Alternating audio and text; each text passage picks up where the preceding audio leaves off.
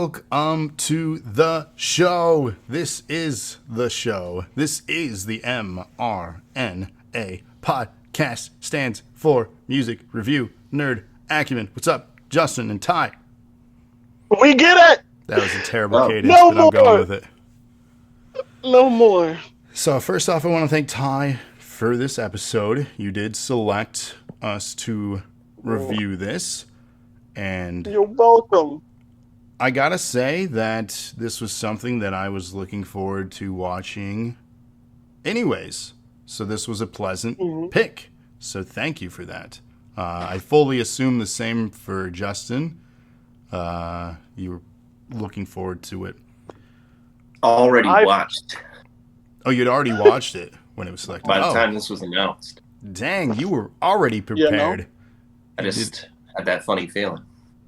You got a lot of funny feelings. You know, sometimes I pleasantly pick things purposely. You do. It worked out. So for those that don't know, this is Inside by Bo Burnham. Technically, this is still music. Thank you for the host, Batman. So it is still music. It is comedy music. He's one of the rare comedians that use music for their art and performances, and it's one of the reasons that I was initially drawn to him almost a decade ago now, which is hard to think about that it's been that long since his first special. Hey, Travis, real quick. Yes, sir. Are you presenting video? I am not presenting to you. Do you want me to? Okay. Yeah, if you could as well. Let me do that because then I have to just... You're throwing me off, man. Am I? See, now I'm getting double on myself, so I gotta fix that. So welcome to being on air with DNA. Just makes a cool effect, if anything. It does. It's an easy fix, so there you go. Now you're fixed.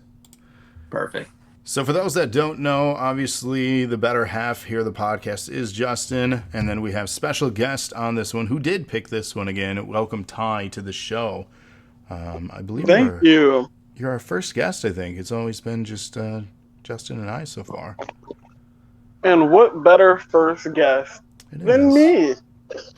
We should have gotten a picture of you to have been sitting on the sofa. That's true. Or I could have got like a cutout of my car.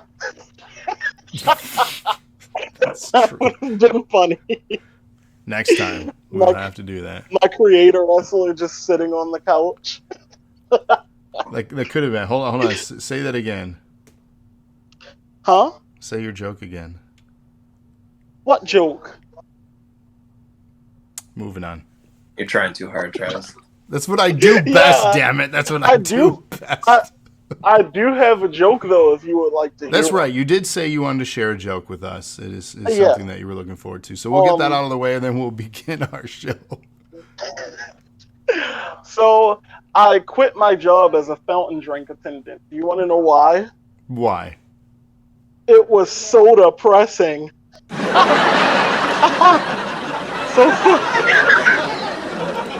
Come on! Yikes. Come on! Yikes. It was soda pressing. Soda pressing? Come on. Anyway. Someone liked it. Someone liked it. I guarantee you someone did. Good Lord. I don't know. Now for the content, Tosh. Is that a good segue? So, for those that don't know, this is the 2021 Netflix special, Inside by Bo Burnham. It is a comedy special, his third? Or fourth. Third or fourth after a almost 5-year hiatus from creating content, and this was supposed to be his return to the scene. And then the pandemic. So much pandemic. Mom says it, the pandemic. The pandemic. So much of that. So really, we didn't know what to expect with this. Obviously, he performs in front of a live audience. How do you have a comedy special with no live audience? He answers. I was gonna say he answers the question with this special. Yeah, you become Bo Burnham, and you achieve a level of musical genius. That's all. Not too hard. I mean, I guess if you're as creative as he is, I don't know if all of us could say that's so simple. And in all reality, as we break this thing down, I don't even think it was simple for him. At least that's how it was perceived. No, and he put it all together himself, which is all the more impressive. Yeah, he mentioned that. No crew. No anything. It was all him in his all guest the lighting house. And editing. Pretty impressive. And man, the lighting. The lighting. There's some good stuff. Let's dive into the content, though. We're going to go somewhat out of order of the special itself, but this is, if you want to break down of it, we'll say obviously the track name, and then if you want to watch that particular one or listen to that particular one, it is available on Spotify and then, of course, Netflix. But content. So, Travis. Yes. Well, what is your history with Bo then? My history itself, I mean, just the stand-up specials on Netflix and then listening to the content, right? Like, big fan before, low, medium? I don't want to say big fan because then there's expectations to that statement. Like, I know a lot.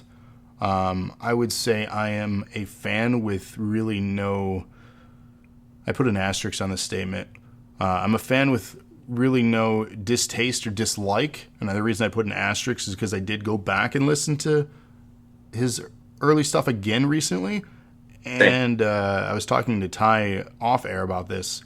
But in 2013, I don't even know if it should have flown. But some of the things that were said did, apparently. And there were consequences to that. Lana enlightened me about that as well. He couldn't perform at some college campuses because of the content of some of his songs. I won't dive too deep into it, but it's one of those things that is, from my understanding, a straight white male should not say. But again, maybe that's me. I found it offensive. It's not stuff that I would say, so I'm not going to say it here. Well, as what I would call a societal double whammy, gay and black.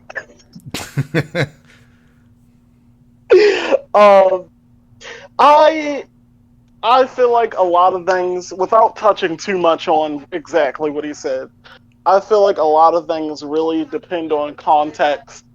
And if you really listen to his songs, well, in some of the instances where he said these words, if you really listen to the songs, he's really not on the bad side of most of the topics he brings up. It's really all about context. So, yeah, and I don't disagree with that sentiment. It's just one of those things that kind of caught me off guard, just because I feel like we've been improving as a society as far as content in that regard. And somebody that I don't want to say looked up to, but I did enjoy their work. I had forgotten about that, and it's that in itself, I guess, is privilege because it relates but doesn't relate to me. Like, it's not offending me directly, so I'm not going to carry that, that weight. That's not really something you would have to worry about. Exactly, and that is privilege. Yeah. And that's why it was like, oh, damn. And I feel we're more conscious or cognitive of the things we're doing and saying now. Hopefully we've made strides and improvements in 2021. But, like, it's... those things ring in my ears now, whereas maybe I would have brushed them off many years ago much easier. Right. Especially if you're just well, even if you're of our age, with how do I put this?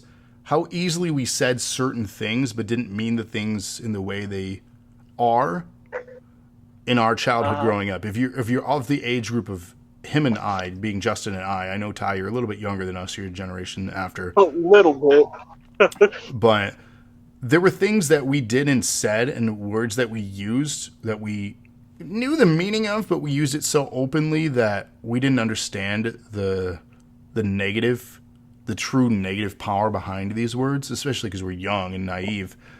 But it's just that shows you itself if you grew up in the 90s compared to now, what was so openly used.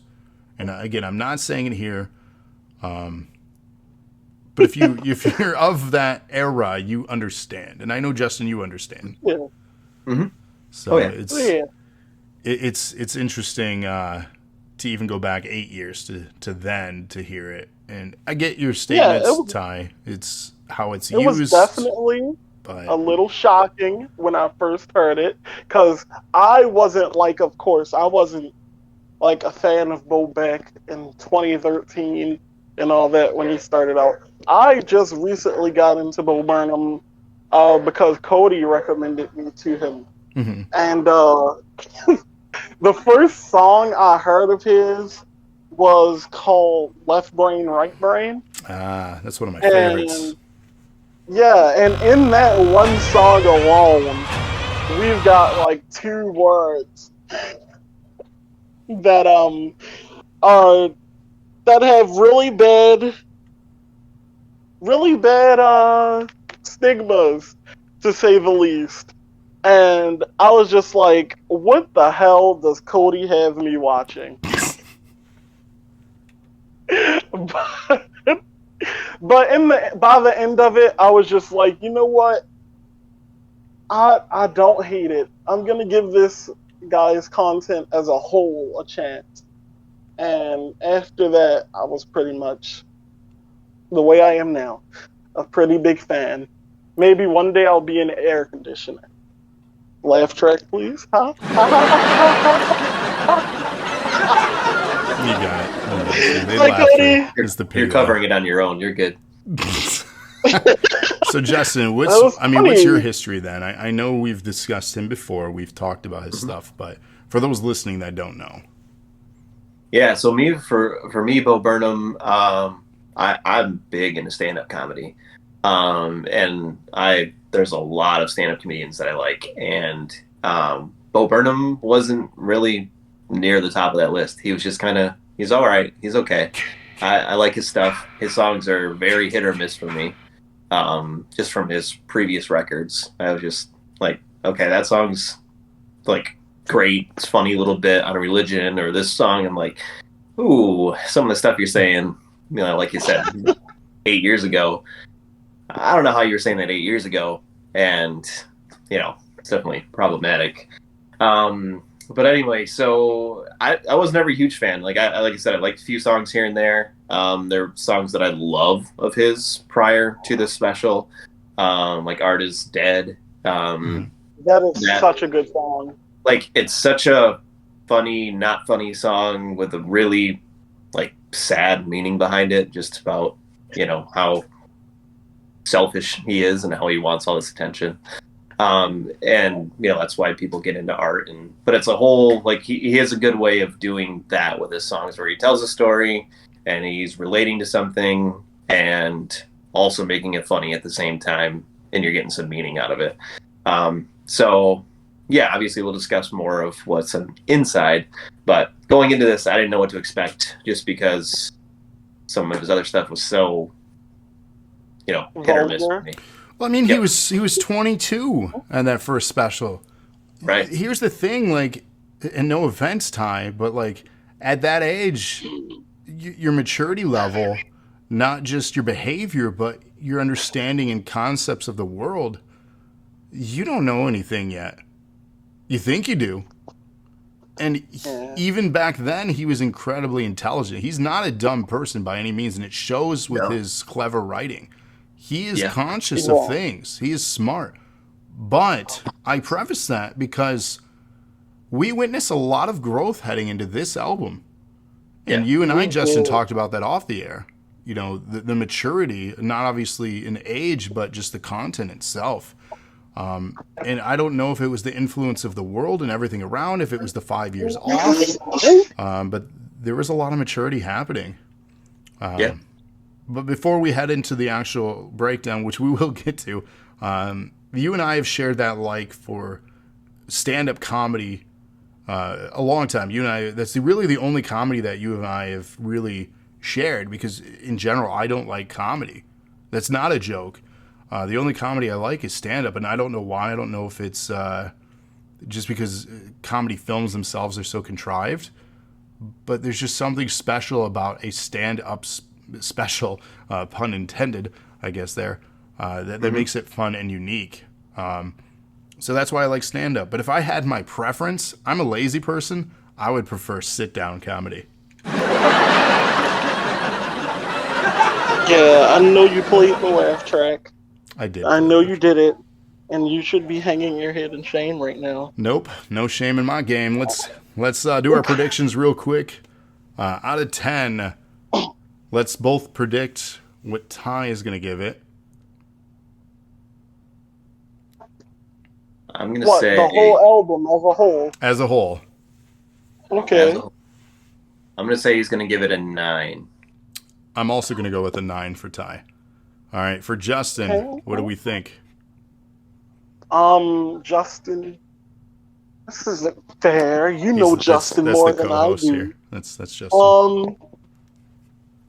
I'm gonna go with a nice 8. Okay, I'm gonna go with a 9 as well for Justin. All right. And then, all right, what do we predict for Travis? I feel like Travis is gonna give it a 9 as well. I feel like it's just gonna be 9s across the board. I feel like Travis is a very critical person. So, you say predictable? No, critical. No. Critical. Oh, critical. I thought you said predictable. It's like, I'm quite the opposite, I feel. No. Critical, you're spot on. I'm a critic. I think the best score you've given is like a 7. So I'm gonna say you're gonna go for an 8 on this one. All right, fair enough. Let's find out, and let's break down Bo Burnham Inside with content. Where do we even begin with the content? Obviously, I don't even know how to begin. Lyrically, it's clever. Yeah. It's force-feeding content with clever notes. The standout line, I'm looking at the lyrics again. He says, "Daddy made you your favorite. Open wide. Here comes the content. It's a beautiful day to stay inside." Yeah. That was my favorite line of the whole series. It threw me off guard because it takes a left turn in the lyrics there. He goes from being silly to super silly. Right. Making a reference of, Daddy made you some content, open wide, kind of like he's feeding a baby kind of type of thing, but he's feeding his fans content, right? Yeah. And then even in that song, even though it's short, he says Robert's been a little depressed, which is his real name. So I just thought that was kind of funny that, he's just going, oh yeah, this is going to be funny, and it's also going to be really sad, and just get ready. That was a good intro. He references himself in the third person a lot too. And I don't know if that's just like a character thing or narcissism or like what is happening with him. And it's that's the thing, how he presents himself too. If you've watched his other specials, he comes off as a bit pretentious, but at the same time, it's a character portrayal. So like it's hard not to be perceived that way as a comedian, because you have to be into yourself. You have to be your biggest fan as a comedian. Yeah, so he fully feeds into that, I feel like. Yeah. He knows that most comedians will try to act like they're not as into themselves as they are. They act like they're not, thinking that their stories and their personal life are worthy of so much attention.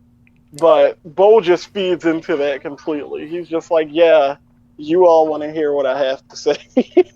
And it's so tonally different than what we're experiencing throughout this album too, especially the video special.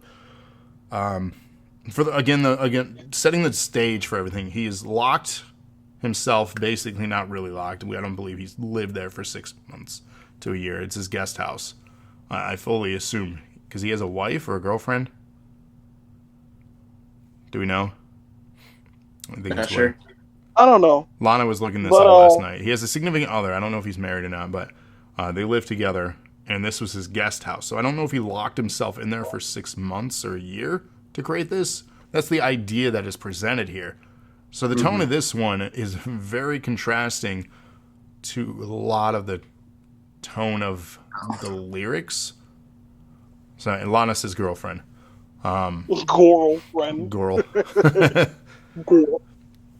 So with this, it's just so tonally different than what's to come, and Girl. I think that is a representation too of the course of this pandemic for a lot of people. I'll be 100% transparent.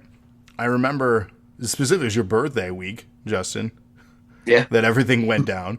I remember Right. that week, seeing world events start happening, and I'm like shrugging my shoulders of things, making light of a very dark situation, and kind of getting excited in the back of my mind, even though there's tragedy happening, that I'm going to get some time to work from home. Because I've always liked that idea from just kind of sitting at home in my pajamas and working, like the epitome of lazy and being paid for it. So, Cody with the sound effects. How did that turn out for you? Well, and that's the thing. I think that song opens kind of with that upbeat tone, and then the effects of the pandemic as we really start to realize. Cody's just interrupting the whole podcast with sound effects. Yes. Cody, you're killing me. Don't you shy away. I love you, left brain. Where was I going with that? I think we just didn't know what long road that lied ahead with this. This has never happened in any of our lifetimes. And I think that's where we see the evolution of everything start to play out with his character as we go on with this. So I think I really needed to set the tone with that, because what you're getting here with this track is definitely not what's coming as we continue. So, yeah, I don't necessarily agree that it's not in line with what's coming, because it's just basically, I mean, it's an intro saying Daddy made you some content, just get ready, here it comes, here's what I've got for you. I've been a little depressed, here's what I've put out there. So I don't really think, I mean, the rest of it is, like we'll get into the details of some of the other songs, but I do feel like it's kind of in line with what the special presents overall. Just kind of getting into the special, saying, here's what's come, here's what's coming. I've been depressed, and obviously some of those songs speak to that. Right. And I've been locked inside. Here's what I put together for you. So overall, I think it's a great intro. Oh, I agree. It's a really good intro. I'm not saying it was a bad intro or doesn't appropriately set things up. It's just I didn't know what to expect, and that was a good opening. But then we really start to get into it, and that's when I start to figure out what this is about. And you get hit with the feels. All the feels. We get hit with the comedy if we want to move on to the next track. So comedy is our next one on this. He really gets real, and that's the first thing. As you mentioned, he's talked about worldly things. He's talked about politics. He's talked about religion. And he gets right into it. He doesn't waste any time. In this particular track, comedy, he opens up with the line, "The world is changing. The planet's heating up. What the fuck is going on?" Fantastic question. That's the best way to describe it. What is going on? We know why. It's a rhetorical, but it doesn't have to be this way. And then he has, laughter, almost maniacal about everything. So you just start to see the dive in the character. rearranging, it's like everything happened all at once. Then again, emphasizes what the fuck is going on. The war, the drought, people rising in the streets. The more I look over, the more I see. Nothing to joke about. Is comedy over? So he's questioning his job, basically, right? And that's his role or role in this world, or he feels how he is supposed to be. So he's questioning his own existence, almost, not quite existential crisis, but like really questioning, I guess, that. But with that, the pre-chorus, he wants to help leave the world better than he found it. He feared that comedy won't help. So again, questioning is what he does. My favorite line, though, and this is where he goes from real to silly in the split second. And this is why I admire his quick wit on stuff. Should I stop trying to be funny? Should I give away my money? No. Like, it's like, okay. Yeah. It's real good. And then he questions, what do I do? He wants to heal the world with comedy, the indescribable power of your comedy. The world needs direction. Then again, with the slapstick from a white guy like me. Bingo. So, what do you guys think of this? I don't want to break down every single line of the song, but just to kind of give you an example of the theme here. Yeah, so for me, for comedy, it's just, the indescribable power of your comedy. Just obviously he's joking about how powerful he is as a comedian and that he's going to heal everything with his jokes. So I thought that was really good. And then, he says, should I be joking at a time like this? Which is obviously kind of the theme of everything. There's a bunch of crap going on in this world, and he's just trying to do what he can and what he knows how to do, which is tell some jokes. And says the world needs direction from a white guy like me, which obviously, I'm a special kind of white guy, he says. American white guys. It's just super funny because, again, he's making it about himself. And then, it's joke about, what should I do if I wake up and my house is full of smoke? Just call me and I'll tell you a joke. And just really random, weird, quick-witted, funny stuff. Just great song. I mean, I feel like the first few songs on this album, but really this special, were just really great as far as kind of being all over the place, talking about topical issues, self-reflecting, and basically, should I shut up? And no, and then he just keeps going. I love that line too. Should I just shut the fuck up? Right. I'm bored. And then he goes back into it. Yeah. Like, it paused for a moment, and I thought the song was really over. Like, he was like, so maybe I should just shut the fuck up. And then it pauses, and I'm just like, oh, okay, I'm bored. And it just continues. I'm like... It's just like, this is the political stuff that it's like, damn, is he spot on. Like the line where it says, American white guys, we've had the floor for at least 400 years. So again, the line, so maybe I should just shut the fuck up. And then he'll be damned if he's not accurate some more, because he says he's bored. And that's like, I feel like like we try to be good, and then nope, ain't doing that. We're gonna... And it's even funnier because you got two white guys here breaking this thing down. So, like, we can't just shut the fuck up. Like, this is the irony of it all. So, two special kind of white guys. Exactly. Very special. I think the way the world works really adds on to that whole narrative. It's the sock puppet is just it's perfect, but we'll talk about that later. I do love the sock puppet.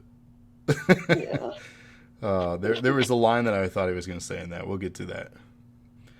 Anything else we want to add to comedy? Besides the fact that it was a very good song, really not much else. Yeah, I enjoyed it. I don't have anything bad to say about it. No. Yeah, Cody, he can grow a beard now.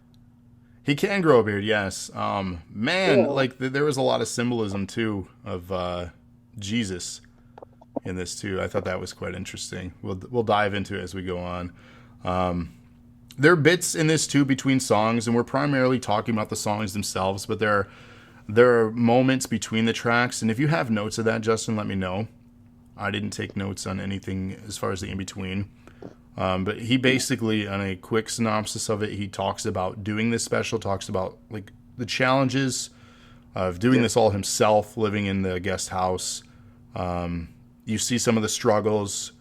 You see some of those moments of self-doubt, reflection, mental breakdown, anguish, depression, and real suicidal thoughts. And if it's Godzilla. Thank you for the host rated. And if you're listening to this now, you ever have that, please seek help. There is the suicide hotline. There are people in this world, and this is being real. There are people in this world, unlike what he says, that actually do love you. He makes a joke about that, and he says, maybe they don't love you. But in reality, it's a serious issue. Don't make light of it. And then definitely, if you need help, FaceTime with your mom tonight is the next track here. What a segue! It's the best I had. I didn't have any other segues. So What a segue! I tried. If you're feeling like you want to go, instead, FaceTime with your mom. Exactly. It's the best I had to go into the next track without now driving that point down deeper. No submitting Sudoku.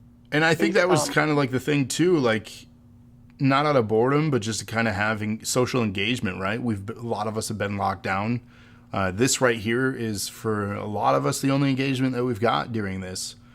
Some of us have gotten out and gotten to go do things. The vaccine, obviously, if you support that, which you should, has helped out a great deal. So, but for those that don't, I don't know, but still. Cody. What? That is a very good quote. You threw in direct shade right now? No, but the quote Cody said, it's the special. Bo says, if I could kill myself for 10 years, absolutely, but you can't do that. So just don't. Yeah. Yeah, so just don't. And I think that's the part that we should take out of Yeah, just don't, kids. Just don't. Just don't. So FaceTime with my mom tonight starts off with the chorus of the song itself. Pour me a drink, clear my schedule. I'm a FaceTime with my mom tonight. Night. Could I just add to this? Yeah. That before I got into Bo Burnham, Cody said he was going to FaceTime with his mom. And I thought he was being serious because I didn't know about the song. So it was just like, yeah, I'm going to FaceTime with my mom tonight. And I was like, that is so cute. Oh my God. And then when I got into Bo Burnham, I heard this song. And I was just like, Cody, did you actually FaceTime with your mom, or was that a song reference? And the results may shock you. I should have gotten a cricket sound effect. Yeah. I was rooting for wholesome mommy son time, but it was a song reference. And I was a little heartbroken. But anyway. Maybe he does. You don't know. But he was trying I to don't know. I don't know if he FaceTimed with mom all the time. I don't know. This is a fun song, though. He makes relatable. He makes a lot of points of that generation not being so tech savvy and his annoyance to it, which I found funny. Then he also gets really dark and deep with the apparent relationship with his father. There's a line where she says, "Oh, look who's here. Say hi to Dad." He says, "How you doing, bud?" I say, "I'm not so bad." And that's the deepest talk we've ever had. I'm like, Damn. And that's the relatable that Justin just said. I'm just like, yup. Oh, Damn. everyone's just got daddy issues, you know. Who don't? Who don't? Raise the hands. Nobody. If the hair is wet, he's just like, I'm she impressed answers the though. phone. He references that she's using an iPhone 5. I An think iPhone 5 in 2021? right. Shit. That's the joke. Yeah. That his mom is using outdated technologies, blocking the camera with her phone, not realizing that he can see her while her hair is wet, and she feels the need to recap Blacklist. And so, yeah, it's all this, all these things that, I'm just understanding how to use this new technology, and I forget that everything that comes with it. So that was also very relatable. And the Yeah. ending going on and on and on in his frustration with the Netflix video special of it, where you had mentioned covering her camera with her thumb. Yeah. I mean, ain't that the truth? I've had so many conversations with my in-laws when they FaceTime my children, where we have to tell them how to unlock the rotation. You know what I'm talking about? Yeah, I know exactly what And you're then talking flipping the about. camera or unpausing it Or not being 5 inches away from your face. yeah. Like I don't need to see up your nose. Yeah, I So, feel like that was actually one of the darker songs because once you think about it, it's like more frustration with himself about how he's getting so angry at someone he cares so much about over like technology. It's just like, well, yeah, it's that disconnect from our generation to theirs though too. Like we're gonna see it too with the next generation for those that have kids. They're gonna be more savvy than we will tech be savvy, with yeah. current technology. So it's like, Trevor, stop iPhone and Android war baiting in the comments. oh jeez, let's figure this out real quick. Justin, you have an iPhone. Ty, what do you have? I have an Android. Oh God, why did we have you on? That explains why he doesn't have video going. Listen, Pretty okay, ancient listen, stuff, right? okay. I know you see all the editing I do, and It's my true. Android Mac? serves me well Fair enough. on Fair just enough. an Android, and it's pretty outdated too. It's not like I have like one of those new Galaxy. Oh 21s. no, this is pretty outdated, Yeah, but it people still make fun of gets the the job iPhone. We're done. on 12. Y'all are on 21. Get out of here. 21. See, I wouldn't know. I'm not rich. Well, I'm not. I don't have a Galaxy 21. Yeah, I'm not rich enough for that. Yeah, we're an audience divided, Cody. Cody's talking about it in chat right now. PlayStation, Androids. Ugh. Yeah, we're an audience or community divided. It's fine. I don't think PlayStation and Androids are on the same side of the battle here. I feel like more people that have iPhones have PlayStation because both of them have that superiority complex. They're just like, no, if you're playing on Xbox or you have an Android, you're either broke or you just have bad taste in technology. And every Well, here's what I think. I think it's just how the world works. oh god, that's such a good song too. Excuse the loud ass dirt bike that is passing me by. I'm getting the look because you got to admit that's a good segue. I shouldn't have acknowledged it because It it was. doesn't It make it wasn't as good bad. because I've acknowledged it. Better than the last Yeah, one. I'll give you Okay, that. we're it we're was getting not better bad. as It But we you was set the go. way bar better pretty than low, the so one Hey, whoa, where whoa, you whoa! said instead of killing yourself, call your mom. That's how the world works. Any other thoughts on FaceTime before we move on? nope. No. Okay. How the World Works is the next track. He basically sings a song for children about how the world works. Sock puppet Socko, and I thought, I'm like, uh-oh, WWE, Mr. Socko. You got a lawsuit coming. But it's just Socko. I don't know if that's trademarked. The sock puppet begins criticizing capitalism and genocide, among other things. My So, favorite line though is when he is introduced and he's just like, I'm where I always am when I'm not on your hand, in a frightening liminal space between realms of existence. Not quite dead, not quite alive. It's similar to a constant state of sleep paralysis. That is one of my favorite lines from the whole special. Yeah. It's so like that's such a small part of the special when really it's such a clever way of thinking about just somebody using a sock puppet. It could have nothing to do with the song or anything that's being said in the song, but like what a way to introduce like somebody who does ventriloquism or sock puppets. I was just like, that is such a good line.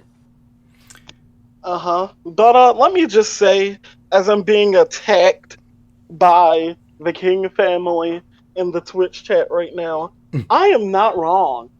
I just have an opinion that is different from you guys's. Okay? I'm confused. Cody's going on about being subservient because of what the sock puppet says.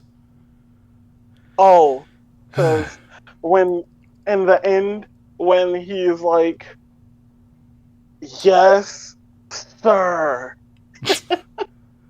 That's better. So here's the thing, too, about his use of things like a sock puppet or an android or like a robotic voice. These are often the time periods where he gets away with his more offensive or like subjective content matter. He did that in the one that we talked about earlier, his first special, where he had offensive language said. He said one of the things, but the android, the lady voice, had said other things during that special. And then he gets away with it here by the use of the sock puppet by creating more controversial subject matter into play. So I don't know if it's not an excuse by any means, but it's like how he finds himself allowed to speak on some of these things. So curious then, with that, what are you saying that the sock puppet said that he shouldn't be saying? I'm not saying nothing that shouldn't be said, but there's always the finger pointing in general when anything subjective is brought up. Great example here is tonight's chat. We brought up iPhone and people got up in arms. Yep. And that's so simple. You talk about religion, politics, world event, anything, then people are going to get a little bit more heated than PlayStation versus Xbox, even though people get heated about that. Yeah. So, which is really pointless, might I just add. Well, of course it is. Everything is subjective, just like a review tonight. This is our opinion. We are not right. We are not wrong. It's just our opinion. And the only people that ever get anything out of such wars like the iPhone and the Android thing are the people that make either of those phones. So it's really pointless. Well, yeah, the companies win because then it's free marketing. Yeah. So. Yeah. So yeah, he has an intro. It's like a kid's show, sock puppet. Today we're going to learn about the world. And then he goes into a fun, upbeat kids song, something that you shouldn't play for your kids, but maybe you can. Who knows? Do you want to teach them today or do you want to teach them later? It's up to you. It says the world around us is pretty amazing, but how does it work? It's pretty complicated. The secret is the world can only work when everything works together. So he describes things like bees drinking from flower, leaves with the pollen, squirrel on the tree spreads the seeds that have fallen. Everything works together, so everything's happy. Yay, yay, yay. And then the sock puppet comes in. Exactly. You had described the intro to the sock puppet, and that's where everything kind of gets real. Sacco says the simple narrative taught in every history class is demonstratively false and how do you say that? Pedagogically classes. So there's a typo here in my thing. That's why I couldn't say it right. Did you know the world was built with blood, genocide, exploitation, global network of capital essentially functions to separate the worker from the means of production, and the FBI killed Martin Luther King. Just throwing out all kinds of stuff in this verse here. But it's like, You know, it's one of those moments. Where did that all come from? But it's true. Right, and that's the thing. It's like, all right, you're not wrong, but then we build back into the pre-chorus where they're all singing together again, happy. Like the tone of this song is one of those just. It gets really real, but it's so happy and friendly and inviting, but it's so upbeat, real, but so bad at the same time. They break down to an interlude where they basically describe this as all being pretty intense after talking about the genocide of the natives. They want to know what they can do to help and read a book or something. I don't know. Just don't burden me with the responsibility of educating you. That's a huge topic in itself. Properly educating our children in schools of the history of the world. And then he just goes, "I'm sorry, Sako. I was just trying to become a better person." And then Sako just fucking goes off on him. He does. He says, "I was just trying to become a better person. Why do you rich fucking white people insist on seeing every socio-political conflict through a myopic lens of your own self-actualization? This isn't about you, so either get with it or get out of the fucking way." I'm like, again, not wrong. That's one of those things that just quiets a whole place. It's just quiet and everyone's just looking at each other. Oh yeah, there's not even birds chirping after that one. You could just hear a pin drop after that. And it's just like, well, the truth has been spoken. It has. And the rebuttal is, watch your mouth, buddy. Remember whose hand here. Who's on whose hand here, he says. But that's what I've... Haven't you been listening? Then he interrupts and they keep going in. We are entrenched in a way that... So, Ty, are you going to behave yourself? Yes. See, that's when they go. I'm getting the head shake from Justin. We won't do this segment. But that's basically what it goes into. And then Ty's favorite line to Cody, apparently, is said. Because that's how the world works. Yeah, sir. I know you got notes, Justin. It hurt. Yeah, no, it's like you said, it starts off kid song, all, talking about butterflies and chirps and seeds and, and then all of a sudden it goes dark.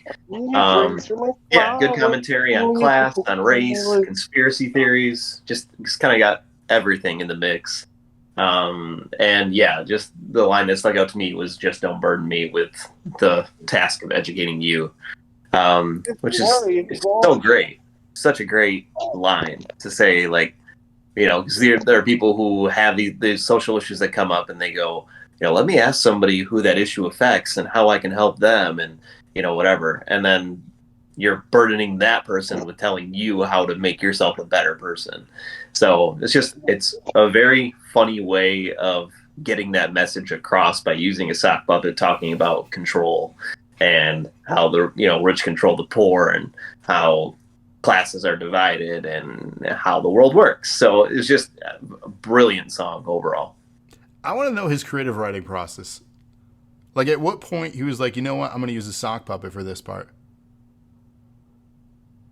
Because obviously, I think some things just come to you naturally. Well, of course, but like, there's got to be that epiphany moment where you're in the writing process, because all these thoughts are on his mind. Obviously, this isn't something he just thought of one day. These are pressing concerns, some way more importance in their lives on these things than others. But it's like he had a moment where he's like, I'm using a sock puppet. And it's a kid's song. Well, I think it's probably because of the things that he's talking about. I mean, if he's by himself, he's trying to convey two different sides of a story. And the only way for him to do that would be to use some sort of prop. And, if he were to use a black sock or a brown sock instead of the white sock, that would be a whole other discussion too. So again, I think everything that he does is well thought out, so he can talk about those things without making it completely obvious what he's trying to say. unless you're actually listening and interpreting the lyrics. Well, his attention to detail with everything he does, and it's even with his little set pieces, he's confined to this guest house. Yeah. But his attention to detail with not only lighting effects, but just his placement of things in that room. This again is with the sock, like you said, attention to detail of what kind of sock, what color of the sock. Right. That was a black sock. We'd be having a totally different discussion right now. Right. And these are all important aspects of attention to detail on his delivery of things. So that's so interesting. You know what? I never even thought about that. That never even crossed my mind. I mean, that's good. I guess you're not prejudicing against socks. Yeah. I don't think I like the sock puppet too. Everyone's just like, wait, you might be onto something there, because who knows what message that might have given off. He really is a genius, Cody. He really is. He's a genius. You don't know who else is a genius? Who else? You are. Me? You are, Cody. No, not you, Cody. I'm like, what the? I can't give you anything, Ty. I've already given you a guest spot. There's nothing more I can give you. Don't kiss up the host. He doesn't even want to talk to you. He wants to talk to Cody. Apparently we should have Cody on. Jeez. You're welcome, Cody. Good Lord. I did ask Cody to come, but he said he would be busy. He is busy. He's busy on Instagram. He's been checking out a white woman's Instagram. Don't say that. I think his wife is listening. Who says it's not hers? Is she not a white woman? You don't know that. Does she not have an Instagram? And I do know that. Why wouldn't I? You don't know. I don't know. You don't know. Oh my God. You're killing my segue. You're killing it. That was the purpose. I have broken your segue. You're welcome. Thanks. Walk it out. Thanks. Apparently she hates Bo, is what Cody said. But let's talk about the white girl's Instagram. White woman's Instagram, excuse me. This one blew me away, to be honest. It's so funny, honestly, because I've actually seen every last type of post he references. That's why it blew me away. I'm pretty, like, even though I'm aging, I still feel I keep up with a lot of trends. Not that I do such trends myself. I don't have a white woman's Instagram. But are you sure? We're pretty close to one. Latte foam art. Tiny pumpkin. It's true. But I'm aware of things that are trending and things that are, so I myself have seen a lot of these things that he's portraying in real life, just obviously just mindlessly scrolling through the internet. But damn, like, it's again a moment of brilliance in this track. Yeah. Mm-hmm. And like the lyrics are literally just describing just the pictures that are being posted, or like the short video clips that people are trying to do to, and you and you wouldn't see this in anybody else's Instagram. You would literally only see these kind of things in a white woman's Instagram. I hate to pull out the stereotype, but nobody's doing these things except a white woman. And this is one where if you watch the special rather than listening to the album, it makes it so much better. Just because he's doing all these things that he's talking about, you know, avocado, snow on the ground, golden retrievers. And then, you know, is this heaven? Or is it a white woman's Instagram? But just some of the things that he's doing in the special are things that aren't even lyrically mentioned, but you would see, you know, like him painting and, you know, getting messy with the paint like you would see in a white woman's Instagram. So just really, really funny visual stuff, because you know he had 100 things more that he could have listed in this that would have been so funny, but as he's acting them out while these other lyrics are playing, it just makes it even better. And the editing too. I mean, the editing is spot on in this. For him doing all this stuff himself, like, that's incredible. Like, he It is really a is. threat to the industry when he can prove he can do this himself. For sure. Yeah. Like, yeah, it It took him took a him a long long time. time, Yeah. but But damn. he did it. Right. I would just like to point out that some random cat just approached me. And it is looking at me. What? And I don't know what to say to him. Meow. Meow! He It ran. really meowed at It the cat. ran. Look what you did, Travis. It ran. You It should got scared and it ran. you should offer it latte foam art or tiny pumpkins. Maybe some fuzzy, comfy Maybe. socks. But if you were to break down the lyrics, and Justin emphasized this, and I can't agree more, you need to The cat was pretty watch the cool, though. special to fully embrace this content. Listening Yeah. to it It back after really, you've already really. watched it is fantastic, but watching it is the experience that you need for this. The amount of work he does, especially for this song. I mean, this one in particular had to have taken Yeah. so long to put Yeah. together. Yeah, just from the different shots and camera angles and the stuff that he needed for props. It was so great, though. It all came together. Fully It's embrace Daddy Bo. I will. I will do that. it's just I can't say any more on it because we're flirting with sexism if we continue our agreement with his content. So, A little bit. and then if we do that, we'll A be little searching bit. for a job. And then if we can't find a job, we'll end up having to be an unpaid intern. You tried so hard at that. So hard. You went way out of the way. I don't think stand up is your calling, Travis. You don't know, No. and I'm sitting down. I told you that already. Yeah, sit down probably isn't your calling it either. It is Maybe probably Maybe crazy. sit calling down laying quality. down.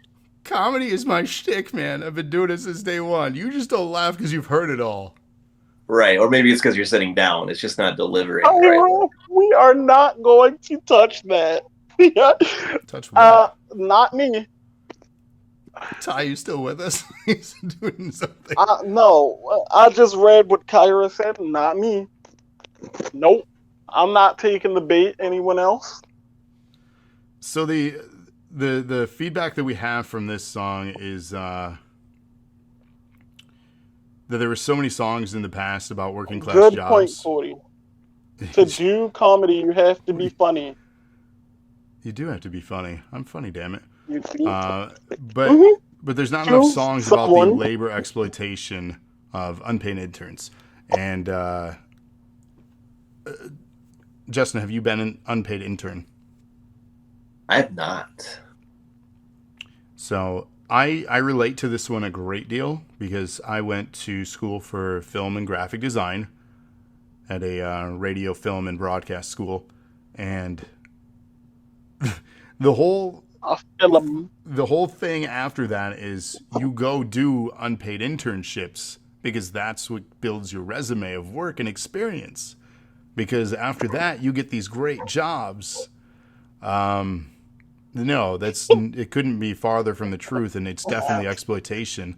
I probably had 15 to 20 unpaid jobs, and you would work 18 hours a day for weeks on end, and they wouldn't even give you gas money half the time. If they offered craft services, which is food, I literally had a lady, when I asked what food was for the night, and this was about 10 hours in, she pulled Ritz crackers out of her purse and gave me Ritz crackers. She says, well, here you go. This is what we got. Like, really? Probably already opened, right? They were already opened. Unacceptable. It is unacceptable, but that's how the film industry supposedly worked, and it probably does. I mean, we see stories all the time about the film industry and how crappy it is. That is how the world And that's works. how the world works, yeah. But it's true, though. Unpaid internship sucks. There should be no such thing as unpaid internship. Nobody should work for free. If you're hustling out there, you should be paid. And people deserve more. And I think he kind of touches on that in this song a little bit. Yeah, no, I agree. Coffee is free, just like me. Just it's a super quick song, so it's not something that like Short little needs a ditty, full blown discussion on. But it is good. It's a good point. It's quick to the point, just saying, barely people, somehow legal. Great, just a great line right there. It just Yep. gets right to the That point of the sums it issue all being up. an intern. That sums it all up. Yep. And then the cleverness, then his outro. Can you sing it for us, Ty? Huh? The outro of this song. I don't remember the outro. The wada wop wop wop. No. Oh, wada wop wop wada. Thank you. Jeez. Cody says unpaid internships show your passion to employers only if they hire you afterwards. I literally. Yeah, your passion to get ran around to do coffee runs and copy. No, I did an internship for 89X Radio for 3 months with the idea that I would get, potentially interviewed. But no, I trained the next person to be the next 3-month intern. And then I realized that's just what they do. Every 3 months, somebody gets their turn. Then they never have to hire anybody. So that is disgusting. Yeah. He said, I'm going to train you to have the same false hope that I do. Pretty much. And that gave me a pretty bad expectation of everything. Cody says that's standard. And see, that's the problem in itself. That should not be standard. No, I think he was talking to Bullet about his match type with Kenny Omega. I don't know. He was talking about it earlier on internships. So, but we segue out of this track into he's doing, what is it? Like a reaction. Yeah, he's doing a reaction to his own. So speaking on trends, reaction videos are pretty commonplace. You see that for every trending video. Somebody trying to capitalize on a reaction by filming themselves talking about something. I mean, could you imagine the pretentiousness of something like that? Hey, everyone. I figured at this point I would do a reaction to how this discussion / review is going so far. Well, at this point, Ty has gone completely off the rails and has been too complimentary of Cody. And, of course, just thinking everything about this special by Burnham is so funny. Yeah, how the hell? And we've also had way too many facts and backstory and information from Staple Gun here to really stay awake with. This Travis seems to have his hair under control, though. Can we comment on his commentary, our commentary? We should comment on his. He's wearing a hat, which he's hiding. He's not. He's still going. He's probably just staring at me right now, shaking his head. Right. It looks like a more sane Travis. Well, enjoy the rest of this show. Who's Travis? Anyways, thanks for the review on our review happening during our review. That was interesting. That was very nice of him to review us while we review. Gonna make some money off of that little segment of the show. But you know who has an awful lot of money? Oh, Bezos. He's getting it. That was not a bad segue. Yeah. Let's take this one away. Ty, I know you wanted to talk about this. I did? You talked about it. You liked it. I don't know what you're talking about. Oh, my God. I gave you the setup. Oh, I gave you the chance.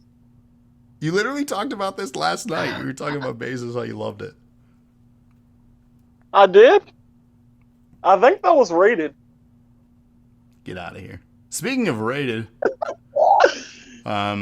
let's do some direct shade. Rated didn't like this special. Rated, is this true? Yeah. This is an opportunity for chat to give feedback and shame him. Shame away. Rated, you didn't like the special, but you liked the song about a rich billionaire? He said he didn't finish the special, so he was bored. Never finished it. I am disgusted. I'm appalled. I'm revolted. He doesn't have a comedy bone in his body, says Cody. So, damn, question Cody. about this track then. What is the obsession with Bezos? Honestly, I didn't get this. Like, I think it's just the fact. I think he's just talking about it because of how much money Amazon has made during the pandemic. So I mean, the whole theme of this thing is being trapped inside, and and how he's going through mental issues, and all these things that he's feeling from being stuck inside his apartment, producing this whole special on his own. And I did think it was funny that when he made the special, he didn't make it for Netflix or Hulu or Amazon Prime or whatever. But when I was listening to it, obviously on Netflix, and seeing the Jeffrey Bezos 2 songs, I just thought it was hilarious. I'm like, no, I wonder why Amazon Prime didn't buy this. It makes perfect sense why they weren't interested in Netflix bought it. But anyway, I just thought it was just funny commentary. Amateurs can fucking suck it. Just talking about all the other millionaires and almost billionaires that are not quite at that Bezos level. So I just thought it was just funny poking at Bezos. I mean, rightfully but so. If you think about it, up until this point, what has he been talking about? He's been talking about, like, in the way the world works. He's talking about the corporate elite and all that, and he's talking about people in the position of power trying to make things about them when they're solving problems in the world. You mean like a dude that could solve problems in the world and instead is flying out to outer space? But he doesn't. Yeah, but instead he'll talk. It's performative activism. They're talking about things they could do there. Like when Jeffrey Bezos went into outer space, he came back and he was like, "Oh, when I was looking down on the world, I seen how badly we polluted it." While Amazon being one of the top contributors to pollution in the whole world. It's just like, these songs do have a place in this stuff.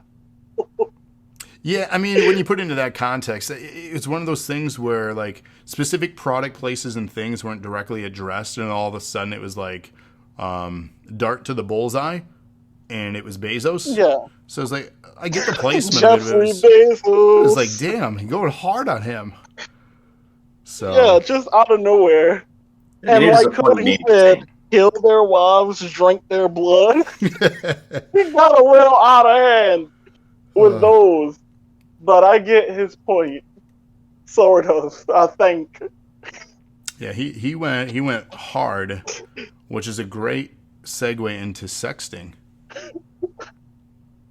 No, Took him a second. I think he went a little too hard. No. Okay. That happens sometimes. None of us are perfect. Yeah. Some of us a bit farther away than others. 6 feet away, bro. Mm-hmm. Moving on. Sexting marks the 8th track here. How do you even describe it other than the act of? For those unfamiliar with sexting, let's not describe. Ty has volunteered to describe. I did not. Oh, you know what? I did, and you know what? He did. I'll describe it right now. Please do. So, you know when you're just like, yeah. So I hope that clears it up. Man, that's so detailed and descriptive. Right? I hope everyone caught that. No, they didn't because they were on AT&T.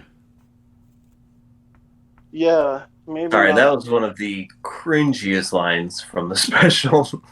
That I would say was the AT&T. I was just That's as bad as my humor. Right. That's what it reminded me of. Exactly. Better expectations here. Like, I wonder why I hated that line. Gosh, it makes sense. Expectations of what? Better quality content than what you're getting on this channel on the weekly. Right, or a joke about AT&T. Yeah.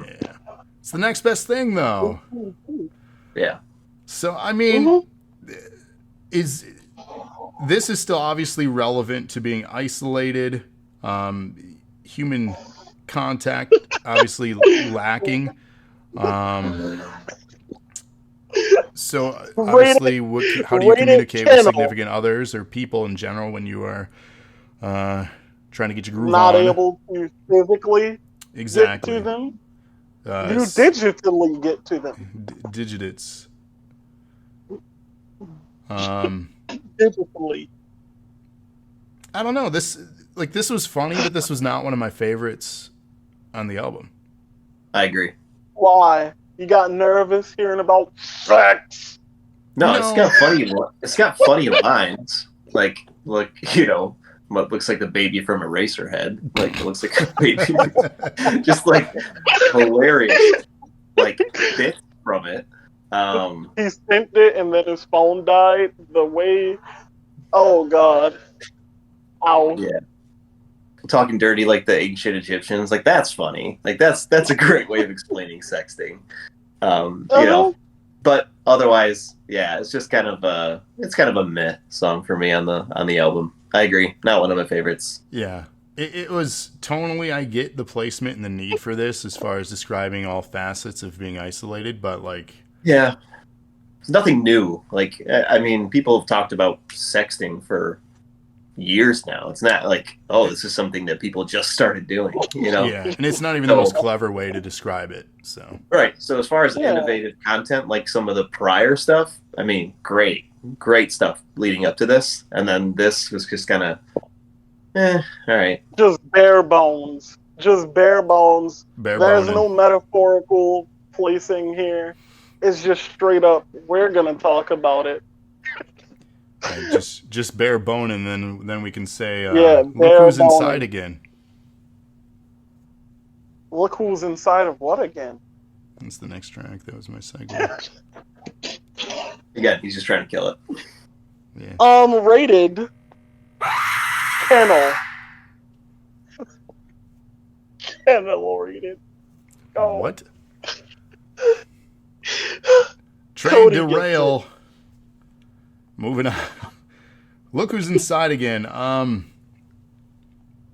At this point, we start to see really like the mental breakdowns beginning to happen for the story here that he's trying to tell, or the character that he's portraying in this. Mental breakdowns, depression are starting to come through. We're seeing it about 6 months into this project. He said he didn't know how long it was going to take, which we know at the end of this is over a year.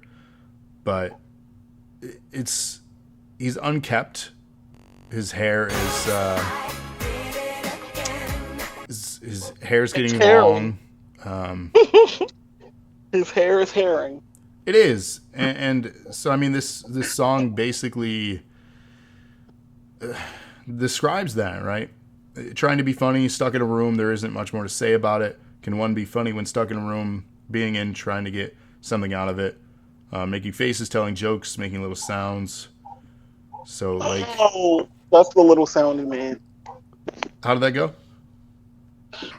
I'm not gonna do that again. Oh, come on! One more time, I'm feeling. No. Boo. Boo indeed. If you didn't catch it, you didn't catch it, you know? Everybody who caught it, comment something. You're a part of a special club now of people who caught the weird ass sound I just made. That's true. So this is another one, like, this felt more like a segue into the second act of the story here, as opposed to, like, another creative genius track. So I don't know how else I felt about this one. So for me, I thought it was good. Like, look who's inside again. Basically, just he, as you learn like later on during the special, that he was kind of away from everything for a while. For a few years, he took a break from comedy and performing, and look who's inside again. He's basically stuck where he was when he was ready to go back out and kind of do things. So kind of spoiler alert on some later songs, but yeah. So for me, basically, and then going back out or going outside and then coming back in, and then the police come and say, "Come out with your hands up. We've got you surrounded." Basically, meaning that he knows it won't last forever, and that he's stuck in this situation for now. He's going to make the most of it, even though he's not in a good mental space. And so for me, I thought it was a good, like you said, good transition song. It wasn't anything super long, but a good transition to the rest of the special. Yeah. As are both things in the special. The rest, just everything flows so well into each other. They did. His segues are much better than mine. He did mention he gave up doing this stuff for 5 years. He was having real bad anxiety and panic attacks while on stage. He got himself better, and it was January of 2020 was what he said when he was ready to go back on the road and do this all again. And as we mentioned already, March of 2020. Yeah, he said the funniest thing happened, and then the damn pandemic. He had another attack on stage. So, but yeah, this is a good transitional track. It wasn't problematic. He looks at his notes every time to see is that the title. That's a bad one. We get serious again as far as content goes. This kind of made me think about his early content again, as far as what he used to write about. So obviously still on his mind, but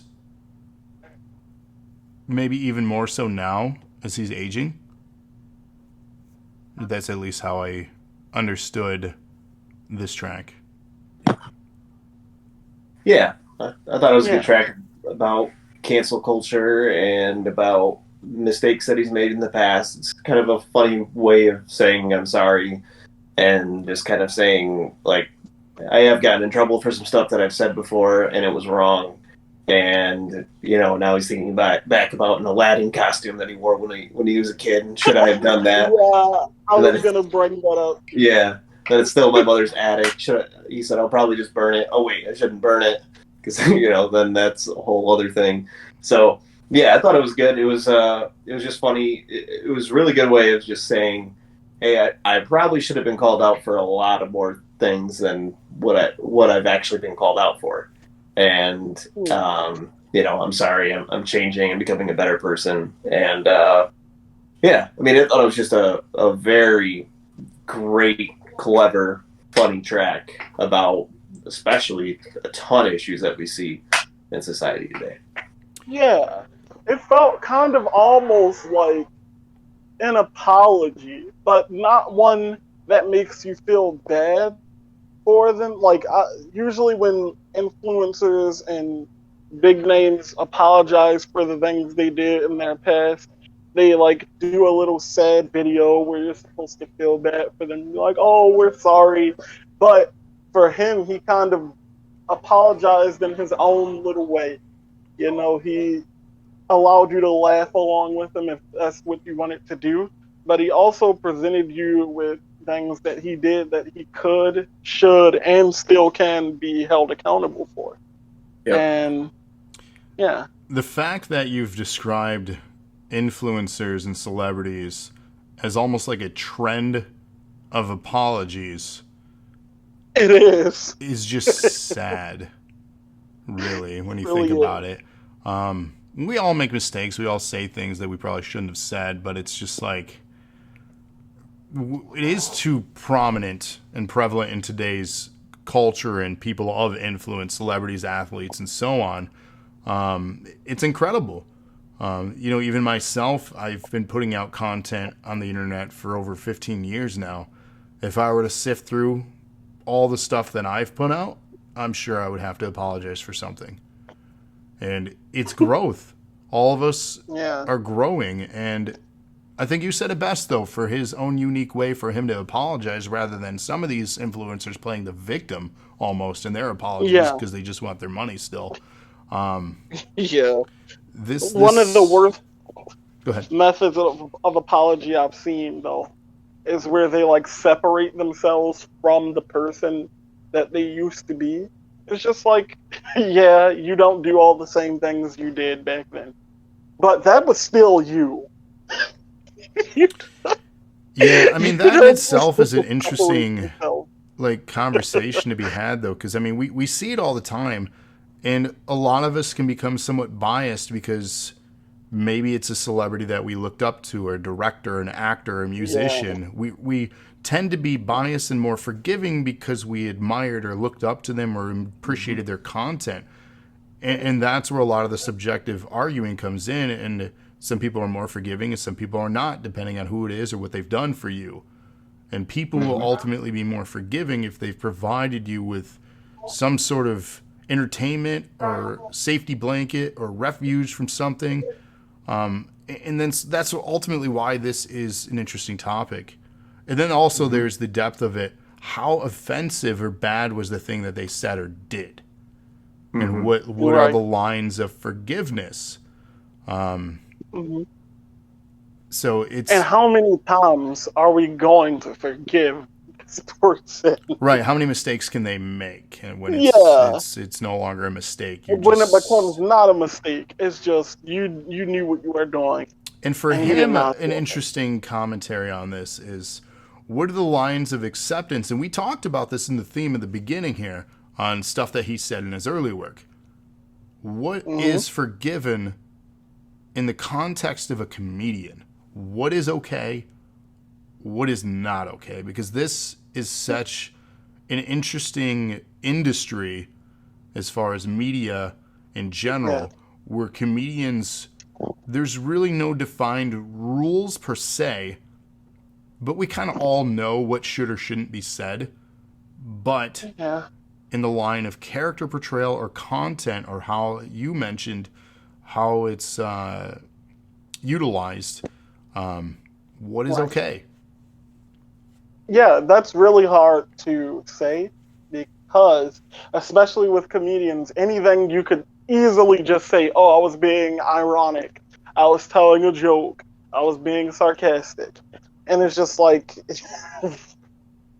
you don't know what their true intentions were when it's a comedian. So it's harder to hold comedians to standards like that. Uh, Yeah, I I don't think a lot know. of it depends on how they react to it. Like you said, like some people you get some genuine apologies out of, or can admit that they're wrong. But I mean, there are some cases like, say, Ellen DeGeneres, where like she's just, it sounds like, been an awful person to a lot of people on her cast, and Yeah, her apology that she's given is basically, "I'm sorry you took it that way," and it's like, yeah. no, That's you're It was not just sorry, you're like, not internalizing that there are this many people who felt this way, and maybe it's a problem with you. Like it's yeah, time to just no. kind of step up and reevaluate. So, and there's like another example, like Louis C.K. I don't know, if you've heard about what happened with him, but he got canceled for a bit because of some things that he did that were inappropriate, and he basically has come back and said, I should not have done that in my position, and I thought it was something that they wanted, and it definitely wasn't, and I should have acknowledged that. And at least, like, you can own up to your mistakes and be genuinely apologetic. And there are some Mhm. cases where you just go, wow, they are just saying sorry to keep their career going. Yeah, yeah, and we see the that's the latter case with all a too ton. often. Yeah. That's a case with a ton. Like one, so well, YouTuber, I can say in a personal experience that I looked up to a lot. I watched all their content. I even recommended family members to watch their content, and that's Shane Dawson. And he did a lot, and it's hard to even say all that he did without missing something because he did a lot. And his way of apologizing was just saying, "Oh, yeah, I'm not that person that person is not me. I hate that person. That person did awful things. Like completely separating himself from his own actions, but at the same time trying to say that he was taking accountability. And those two just don't line up. That's not how you take accountability. I know a lot of these people aren't trained to be in the spotlight or don't have a good handler or managing team as far as what they do either. Some people just will never learn, and some people will, and that's that's maturing, and that's for some of us happens when we turn 30. That wasn't a bad segue this time. I'll let you have that. It's not my best. That's a snack. So there's a point where he has a moment in this where he's sitting next to a clock. Here's the thing, too. Was it actually 2 minutes before his 30th? We don't know.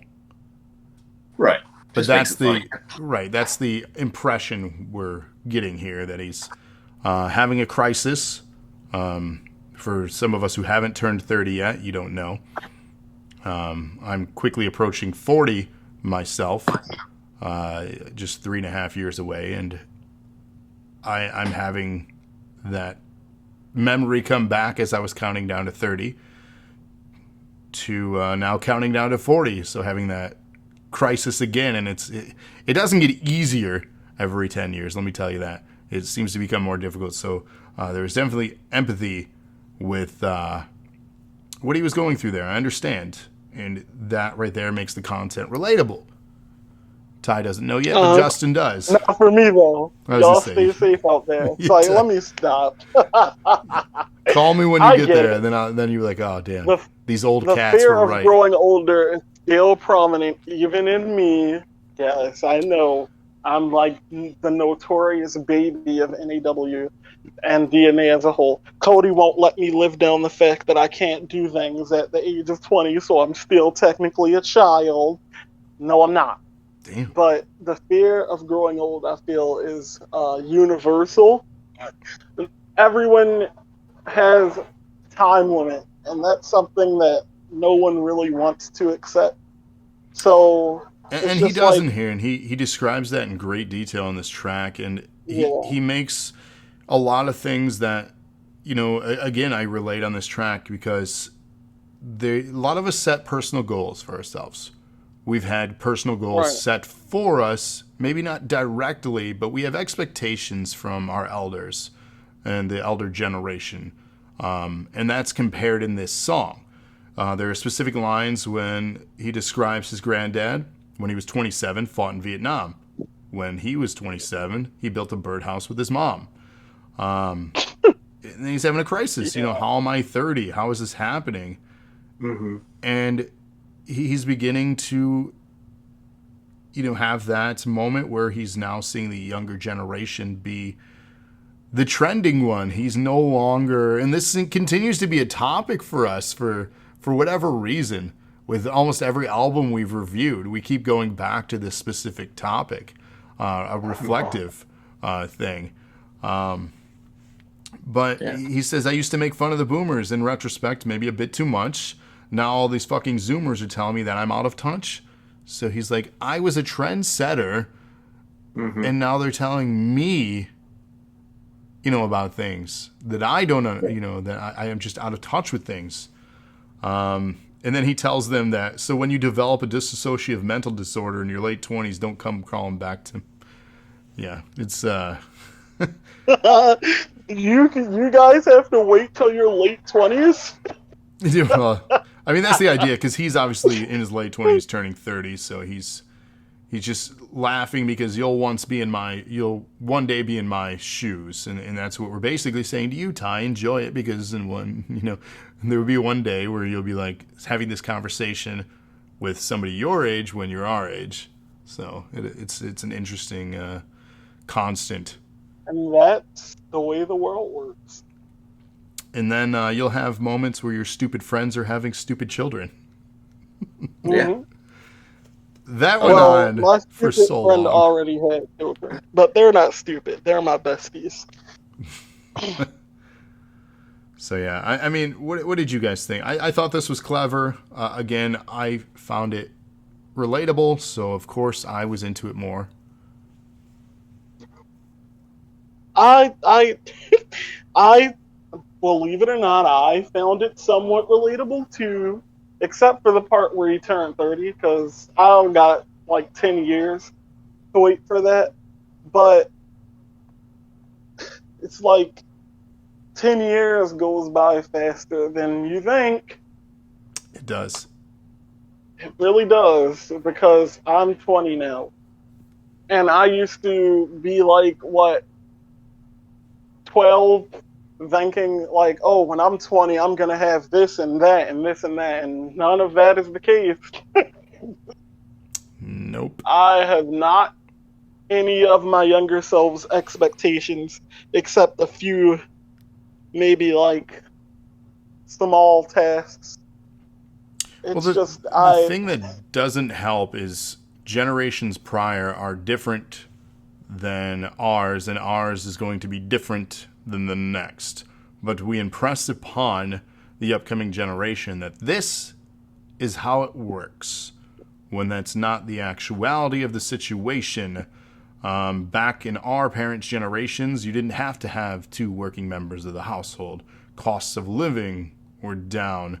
Goals and ambition and tuition were much more achievable. Careers were a thing. That is not a current state for a lot of people. And that's why this track is so relatable, because sure, he's successful in his career, but when he were to describe what he does, he feels not good enough, I'd assume, and aging. Because, again, they had all these great accomplishments. Grandpa in Vietnam, fought in the war, did all these, great things. He sings songs that makes people laugh. Like, on paper, that does not sound as great in comparison. Financially speaking, I'm sure he's successful. But is that everything? Sometimes not. So. Mm-hmm. Well, I think you covered pretty much most of that song. Yep. Sorry. I felt relatable to it. It was. No, it was very relatable, and I did like how he kept it, because obviously he released this in 2021, and he's mentioning that he's turning 30 in 2020. He could have easily gone back and edited that song to say 2021, but instead he just kept it as it is, because during the pandemic this took a long time for him to make, and he talks about it during the process that it took him much longer than he thought to finish the product, and he was missing his deadlines, which everyone can relate to. I thought I'd have this by this date, or I thought I'd have so much saved by this age, and if you don't hit that mark, then it starts to wear on you and you start to think about it. And clearly, if he's trapped inside and he's thinking about his 30th birthday, he can't really go out and celebrate his accomplishments for turning 30 because he's stuck inside. And he's critiquing older generations while getting critiqued by younger generations. And he just feels kind of, anxious. It seems like he doesn't really know how to feel about turning 30 other than it being sad. And he's realizing that he's becoming one of the boomers he made fun of, slowly but surely. So, yeah, great relatable song. Talk about the cycle of life, man. Cody says we covered everything but saying he's going to kill himself at 40. So, yeah. We did bring that up earlier on a little bit. Cover that, Cody. But, yeah. No one wants to cover that. No one wants to cover that. No one wants to cover that because they don't want to know. Oh, my gosh. That wasn't bad either. You're getting better. Somebody get this man a laugh track or something. Someone's giving you credit. See, I need him more on. Justin gives me zero credit. I just get the You need more of a yes man. It's true. It's true. So yeah, the next one is Don't Want to Know. I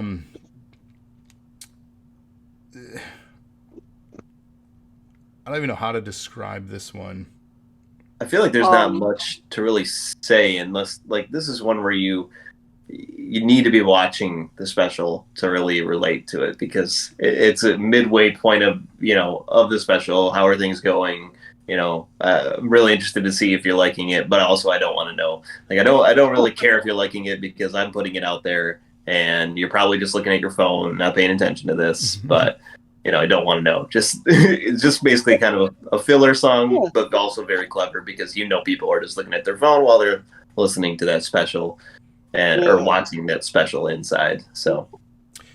I think it's the blessing and curse of a creative. So I think we can all equally say that, you're with me on this podcast. We're putting content out there that people can thumbs up or thumbs down. They can comment on. They can just trash talk us and say anything they want. And we're being vulnerable, putting ourselves out there. But at the same time, we want people to hear this. That's why we're doing this. But you don't really want to know what they think. We don't want to know really, really what they think. We just want them to go, thumbs up, you did good. Yeah, I definitely get that. Because it kind of reminds me when I first started putting like the little, not to bring any W into everything, but when I first started putting the little cat smiles promos out there to be on the stream, like I would like almost cringe at my own work. Like whenever my bits came on, I'd turn my volume all the way down. I'd look away from the chat, and then I'd just keep looking back. Like, what did they say? Did they like it? And I don't want to know that. Like, I'd turn the chat off, turn it back on, just like I want to know what you think, but I don't. And that's exactly what it describes on this. Don't pay attention to me, but pay attention. Don't tell me, but watch this. Like, it's the blessing and curse of a creative, I think, or somebody that puts something out there for others.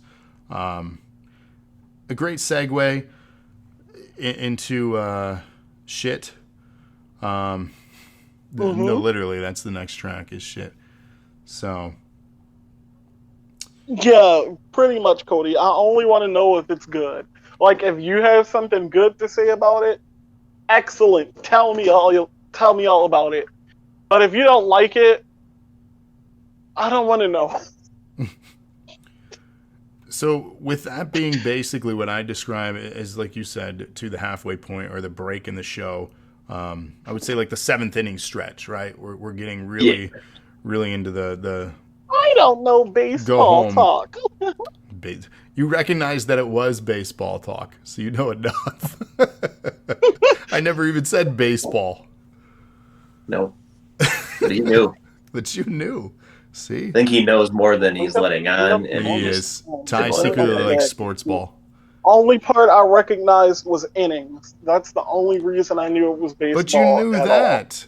That is like... So not all people know that inning is for baseball, quarter, football, period.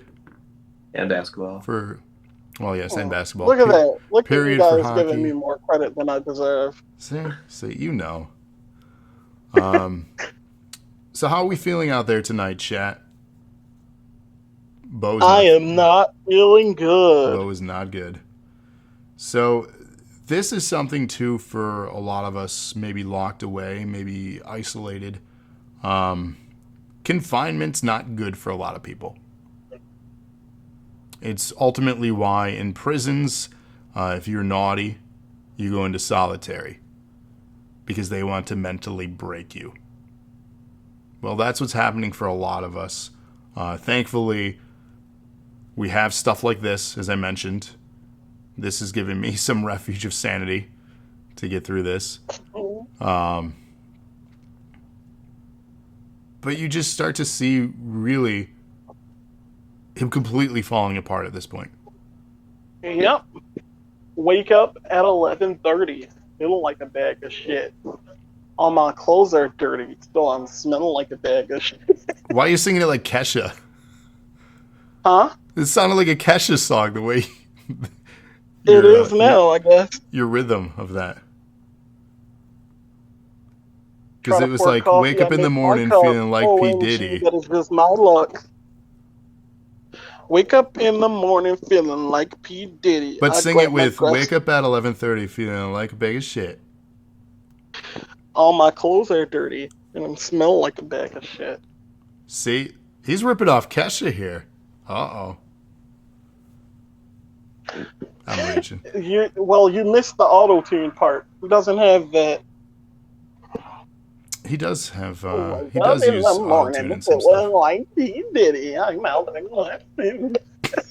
I think this is one of the few that he does. Yeah, I was gonna say he's got effects on his vocals in this one.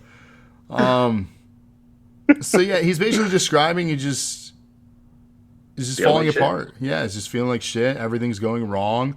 How do you call it? Self-deprecating in this track, Mm-hmm. calling himself a useless fuck. Asking if people are feeling what he's feeling. Hasn't had a shower in the last 9 Are you days. feeling what I'm feeling? I haven't had a shower in the last 9 days. Oh. And it's such an upbeat track too. That's the other thing too. Like it's amazing how you can do commentary on depression with a happy song. Mm-hmm. I mean, it's definitely not an upbeat feeling. No. Lyrics. I felt this one was another one that's okay. Like he really started his special off knocking it out of the park. Some tracks in the middle were okay. This is another one where it's fun maybe to sing along with, to play again, but like it's straightforward. Like it sucks. He feels like shit. Is this the one where he starts off talking, or is that the next? Just kind of talking and then he goes into singing? I think This is this one. This is this one. Yeah. He Yeah. starts, So again, it's one of those kind of transitional songs to me because he starts off talking, just explaining where he's at mentally, and then going into shit. Just everything's going to shit for him. So again, it wasn't anything super long. So I think with a lot of these, like when you get to like say comedy or how the world works, those are much more detailed songs with a lot more things to critique. I feel like this one was just kind of like, hey, here's where I'm at, and I'm gonna make it funny and musical at the end of my rant about me feeling like shit. So yeah, I don't think it's something I would weigh heavily in my scoring as far as this album, but I thought it was a good transition to at least the next song. Yeah. Big old massive duffel bag of shit. Andrea says a lot of moms on TikTok love this song for their videos. Cody missed my joke. That's right. You said it before he was here. This is a great TikTok song, I will say. Yeah. It makes sense. I don't use TikTok, so I don't know. Well, I'm just saying, if they've got minute-long videos and this is a minute or less song. It's true. Yeah. I mean, it's perfect. Uh-huh. Again, he's just trying to put content out there that you can reuse to create your own content. So, just the circle of life. Contentception. It is. But yeah, it's a good song. It's not his highest point of this album, but it's not his all-time low either. Oh, okay. That was a good one. Look at that. So the next track here, and it's the ATL, by the way, is what he says, and not Atlanta. He's hit his ATL, his all-time low, and not the band either.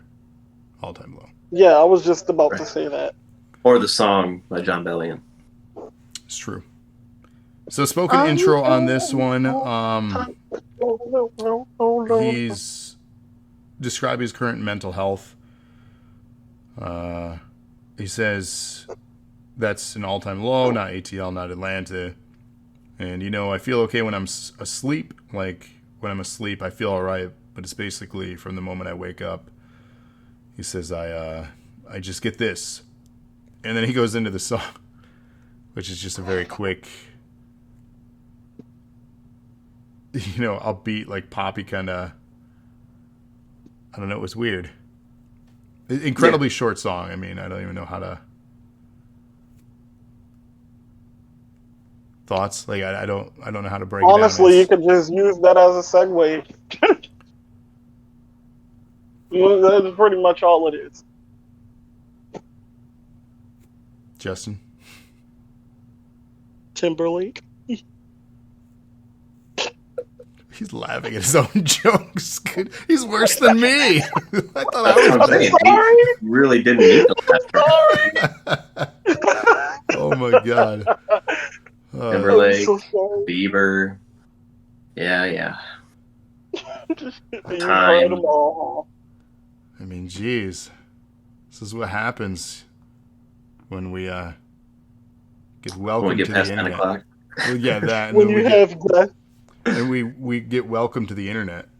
You're gonna get anything. Oh, That's not that good. oh, Stop it. that was awful.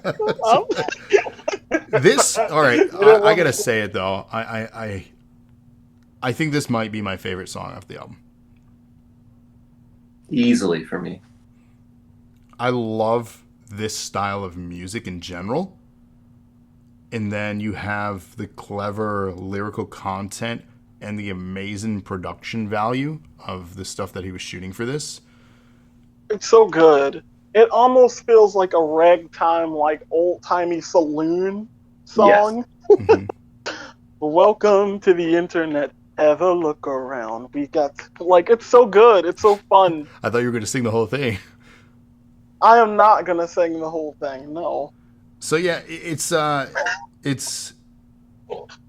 just that show tune, Yeah, almost the Goodbye is showman the best carnival song, kind of dark carnival, like you said, ragtime kind of like. I love that style of music. There's a lot of artists that experiment with this style on many tracks they do. We've talked about similar kind of things with some of our reviews already. But Green Day even does stuff like this, like Misery. You remember that track? Mm-hmm. So they experiment with this style of A little bit of everything, all of the time. I mean, lyrically, like, yeah, a little bit of everything all the time. That's the internet, right? Oh, we got a sound effect guy. All of the time. All of the time. This is the internet right here. We got a podcast going. We got epic sound effects right now. You've got chats going. You've got ads going. You've got A little bit of everything. Yeah. But yeah, this We've got mountains of I don't know how else content. to break this one down other than this is just possibly the best song. You can do anything with the best internet. song to We me have is everything Goodbye. all of the time. We have so much power at our fingertips all of the time, and we don't use it properly. But we do whatever we please, and whatever we want to, whenever we want to put our cares aside, we can find it. We can use it. We can find pasta. I mean, we got movies, doctors, fantasy sports, like literally everything. It's amazing. Here's a healthy breakfast option. You should kill your mom. Yeah. What Marvel character are you? Take this quirky quiz. Oh, the damn quiz stuff. And literally, I'm trying to sift through this. I don't see anything that he doesn't touch on that is prominent on the internet that we would see on the daily. Right. I feel like there are, again, so many other things he could have listed, but he hits a lot of the, high points as far as, you can tweet a racial slur or, just all these just things where you can either use it for the positive, you can use it for the negative. Basically, if you don't like anything here, you'd be the first, which is, I mean, how accurate is that? Anyone Who doesn't use never the internet for something? Right. And Yeah. you can literally use it for anything that you want. And yeah, it's such a catchy song. And it's just lyrically, it's easily the best song. Another masterpiece. Well, here's But the thing, Mr. too. He Boban. talks about it, too, in the bridge of the song. It was not always like this. And this is that generational thing that we're going to talk about here again. Ty, you're of the generation. The internet's been prominent your entire life. Yeah. That was My not a thing whole for us life. when we were little. No. We Yeah. did not have It was easy like- access to the internet. The internet was implemented into my like kindergarten curriculum. Yeah, Like it I was. vividly remember There was playing no. Starfall.com. Yeah, there was no public access internet that was prominent in households when we were in kindergarten. There was the internet that's been around a long time, but the way He it's said it conventionalized just now. used to be chat rooms, blogs. Travel blogs. Catalogs, travel blogs, a chat room or two. Yeah. It's and he says circa 99 is when it all like kind of changed. And that's funny too, like the early days of internet for me were looking stuff up for reports, AOL Instant Messenger, games on like trying to think, was it Yahoo? Trying to think Oh what my else. gosh, Trevor, you're back. We missed you so much. What else, Travis? What else? What else did you or Zanga, then MySpace. No comment. Adult content, you said? I didn't hear you. Oh yeah, it said no comment. Oh yeah, that's kind of where I was getting at. Oh, he keeps breaking up. Is he saying adult content? No, I didn't hear that. I keep hearing Justin talking about he uses it for adult content. Only, I right? don't know. That's what it's for, right? Well, they didn't make it for nothing. It's true. Morpheus, ShareBear, LimeWire, Oh, downloading all the albums you could download. I knew people that had just gigs and gigs of albums. I Just definitely crazy. did. I definitely did. Bro, Which, I remember MySpace because my mom had one, and her page played like Mary J. Blige when she opened it. Yeah. Yeah, like her page had Mary J. Blige. speaking of, did your mom music. sign your And slip so you could be on the episode tonight? yes, The following announcement she has been said paid for by that the- I better call her when I got here. So, FaceTime with her. FaceTime with my mom tonight. FaceTime with my mom. Selfless plug. Selfless plug, NOW podcast every Sunday, unless there's a pay-per-view. Kira says, oh my Every god, single Sunday MySpace, I except- remember my page looked like I took 40 grams of cocaine. It was so flashy and bright. Oh god. I did love the animated stuff on MySpace. MySpace was great. You know, here's the thing. We had it all, and then we sold out to Facebook. We had it all. You could have had it all, rolling in the deep. But Jeffrey Bezos took that away from us. Bezos 2. The Bezos obsession didn't returns. buy MySpace. No, he didn't. But you did it! He did do it. Ah. And I don't really know what else to say about the fucking Bezos songs. There's nothing else to say. It's another interlude track. No. All it does is just give like- you that funny feeling. Oh my god. So we segue to him saying he can't You know really what? play the guitar very well, which bullshit. You played it just fine, sir. Stop fishing. It says the guy who Compliment. has like how many different keyboards and instruments that he plays during his shows. Right. Get out of here Right. with that. I can't play Well, guitar. I'm not really good at guitar. Proceeds to play out a masterpiece. And then Singh, as he's been doing show tunes for years. Like, get out of here. Stop it. Mhm. You're talented. Just go on with your bad self. So we segue into I don't even know how to. This is another one where I don't know how to describe in great detail. What, that funny feeling? Yeah. It's a song literally about the feeling of depression. Yeah, how he feels about things, you know. I don't know. There's a lot described in this. Yeah. Talks about Etsy, Bugles, Colonel Sanders, Civil War, Colonel Sanders. Pepsi halftime show, live action Lion King, Carpool Karaoke, Stevie Aoki, Logan Paul. I mean, he's talking about obviously popular and prominent things in today's culture and society. Mm-hmm. Yeah. But the way I took those things is that he was just naming all the things that he, or all the people and things that he uses to distract himself from said funny feeling.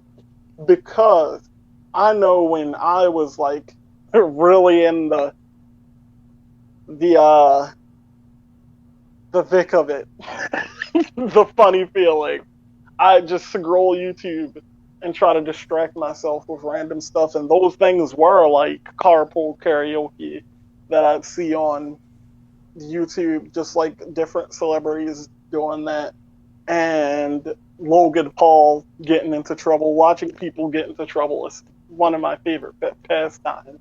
So is this like a complimentary track then to Welcome to the Internet? It's just kind of like the things that are actually happening in the world that they're. I mean, I wouldn't say it would be a complimentary track to that because they give off two completely different vibes to me. Mhm. But this one is more like just distractions in general. Because Colonel Sanders, that's not per se only exclusive to the internet. True. So these Just are all just like- distractions. Then he's reminded Yeah, of feeling a certain way distraction. again, and then he's like, "Oh, this, the joy," and then he's like, "Oh." So it's depression. You really get the realization of that in the end is, hey, what can you say? We were overdue. It'll be over soon. He's just kind of contemplating, or I guess waiting, out his time. And that in itself is depression. You're just like, all right, I'm going through the motions. Here it is. I'm reminded again that I feel like shit. But oh, look at this distraction, and then here it is again, my familiar friend, depression. So, and then just waiting it out, the inevitable demise of his mental stability and the continuance of all. Yeah, again, we're at the point too. He's almost a year into the production of this thing. Full on beard, full on long hair. He's almost lost it. At one point in the special, and we're getting to that. He's basically trying to close out the special itself. Gets frustrated and knocks over his equipment, and then just doesn't really know how to say any of that. But before that, all eyes are on him. All eyes on me. Another great track on this one. And this was actually our go live alert if you saw it. So chat, get your fucking hands up. Get out on one of your seats. All eyes on us. Hands up. Get on out of your seat. All eyes on me. All eyes on me. Z nailed it. This is another good one that was very well produced. You don't even need to watch the special at this point. No, Ty is here singing it for us. It's this is a hype track basically. It really is. And this is where we learn the story that we described earlier, where his gap in performing live comedy. He describes his panic attacks while on stage. How does he manage to make something so tragic sound so funny, though? The delivery of the story is just hilarious. Because he goes, and I decided that it's time for me to go back on stage. And the funniest thing. Yeah, good use of the laugh track on this song. Yeah, it really is. Yeah, just obviously it's funny for him to look back on it now. He's finally completing the special. He's clearly marketing and trying to sell this special to people to get all eyes on me, to get people watching him again. And then, obviously he tells that story about how he was ready to go again after, having those panic attacks and finally getting mentally clear again, all to be stuck inside again. So going back to that song, where he's finally ready to be free and look who's inside again, back in his fragile state of mind. But yeah, and then the contrast, put your hands up, all eyes on me, and put your hands down, pray for me, basically. It's just so funny because he's just, hey, do what I tell you to do because I'm the one commanding the audience here. And just funny, contradictory, great comedy stuff in this song. Yep. Yeah, I enjoyed it. Hands up, but also pray for me because I'm very depressed. So this part of the stuff too, we're getting out of what I would consider the lull of the special. The first act was incredible. The second act was kind of up and down, and then the closing third act here, as we kind of come full circle, it finally makes its return to the whole point of everything, and we get closure. We get to say goodbye, which Cody mentioned is one of their favorite tracks from this special. Yeah, this is my favorite song of the whole special. Well, then take us away because then with it really pulls together all the different pieces from the prominent songs and the whole special and puts it into a goodbye song. And it's so good. I think that's my favorite song he's ever released, like, as a whole. All of the specials, all of the YouTube specials, everything. I think this is my favorite of all. I mean, I do appreciate, and this is with music albums in general, an outro or a conclusion of your work, and we've highlighted this in one of our previous reviews as well. Referencing the theme of your music album is incredibly important if you have one. Allowing yourselves then to reference lyrical content from other tracks and incorporate it into the closing story of such work is impressive. I do enjoy that. Many bands have done that in the past. One of the reviews that we had done in the past had done that with their outro track. And then another one to highlight, one of my favorite bands, Fall Out Boy, does that with one of their songs before they took their break for a few years before coming back. In their like outro verses of their one of their tracks, they basically have harmonies of all the choruses of their singles throughout their career. So it was kind of like at that point they all knew they were taking a break. But so stuff like this, where it kind of comes all together into one piece to be reminded of the journey that you went on, is a nice closer. Yeah. I feel like that song really gave us closure, really gave us closure for the whole series and what it stood for, and I really enjoyed it. Yeah, I agree. I think it was a interesting take on things because for me, obviously I knew he hadn't done stand-up in a while, and but I had no idea it was going through mental health issues because he's been doing other things. He's been in movies. He's been directing. I mean, he wrote that movie 8th Grade, which has been at least nominated for some awards. I'm not sure if it's won any, but I know it's been nominated for several just because it was a great perspective. Just one of those. He's just a very good writer, and so I would have had no idea that he's, having panic attacks on stage and taking a break from comedy as a result of that because he was working on other things. So it's just one of those things too with like a Robin Williams where you never really know what they're battling through and until sometimes it's too late. And in this case, he's just putting it out there saying, hey, this is why you didn't hear from me. And I was ready to go back out there. And then, COVID screwed everyone's plans up. And now I'm back in this hellhole.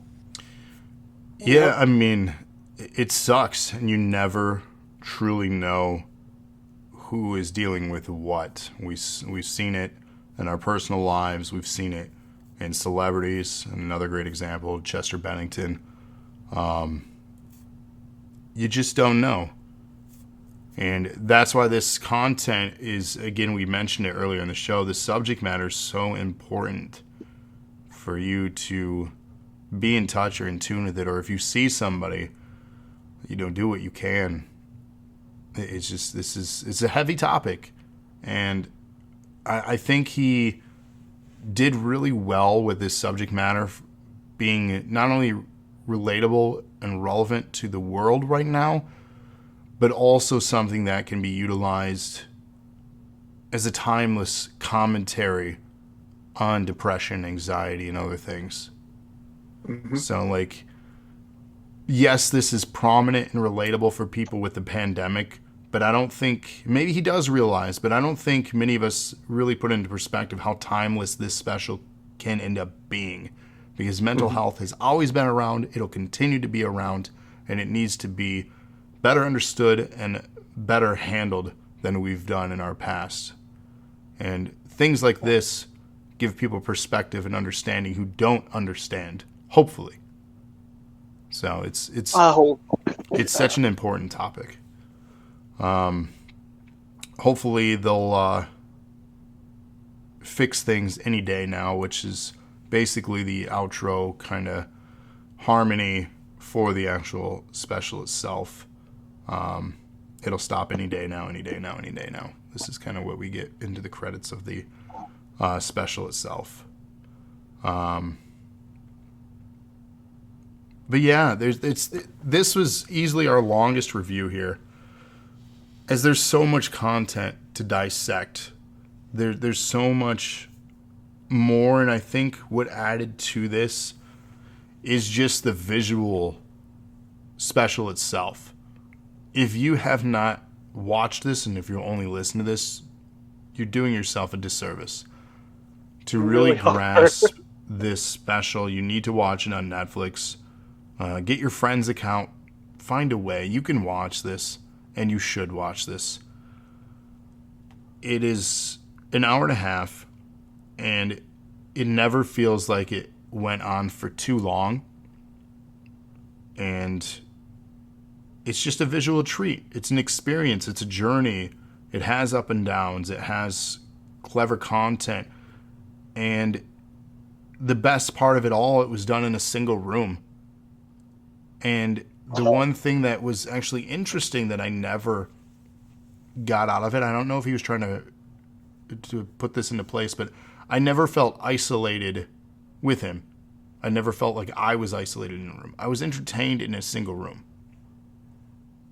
And I never felt isolated or captive to that experience. I felt entertained. I felt variety. I felt it was all fluid. That's really my final review. I can give you my score now, too, if you'd like, and then we can go around in a circle. Go for it, yeah. So I give it a 9. Wow. See, I was right. I was right about one. All right, what do you got?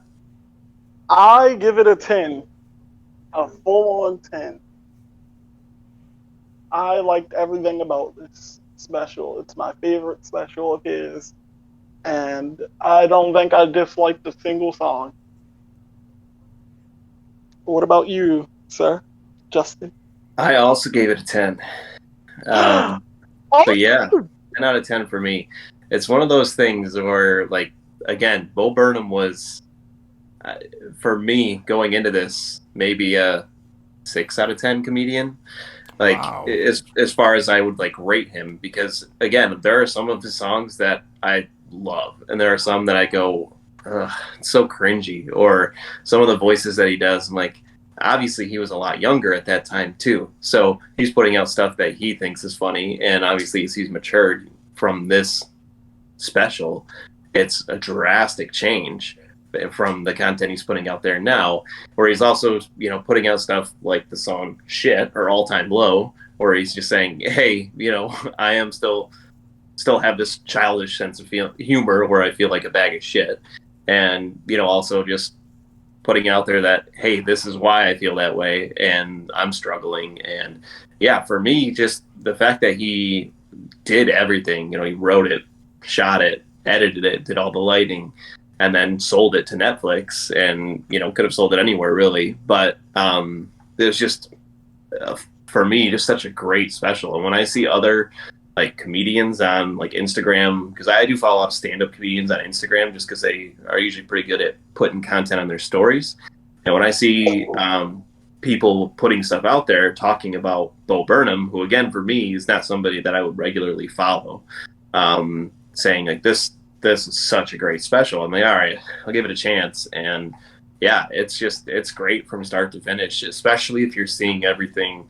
And if you're hearing the album just alone, I can see how you give it like an 8 out of 10, 9 out of 10, because some of the songs that you hear are going to seem disjointed if you're not seeing the other stuff in between.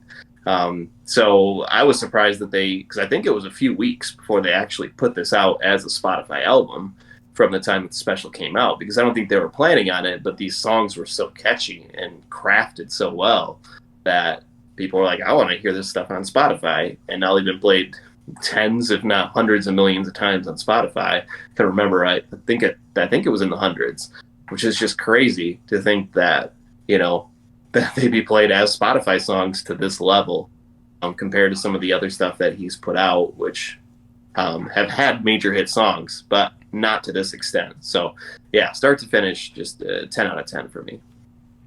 He's up for, Cody says he's half of those listens. Cody gives it a 10 out of 10. He's nominated for Primetime Emmy Awards, which take place in September, by the way, if you're interested in watching that.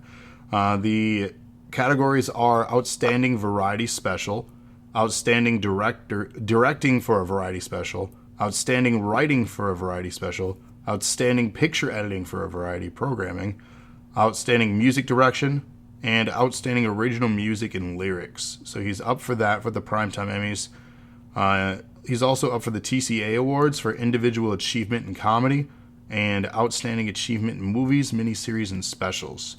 So none of these have happened yet, but he's eligible for a bunch of those. So completely deserving. So it'll be interesting to see where he lands and what else is, currently in the running for stuff like that. Obviously, we can be biased if we haven't seen anything and say, hey, he should win. I don't know what to compare it to, so... yeah, honestly, I was just about to say he should win at least half of those. Yeah, but again, we don't know what he's running I don't against. even know the competition. So we'd be incredibly biased to say that he should win. Not saying he doesn't deserve it, but we don't know what to compare it to. So I found that is interesting too. I don't know if his other specials received or were eligible for anything, but right now this is averaging about a 93% or a 9 out of 10 across the internet. So the general consensus between ourselves here and actual paid critics seem to be consistent.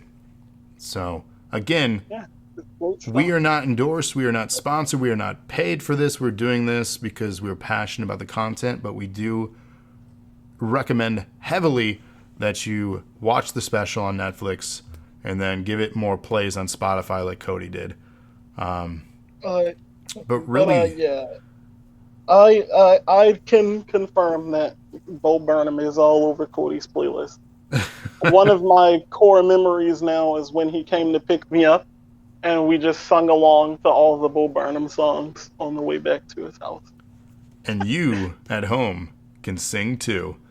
But really, this again has been, probably will be, our longest special episode to date.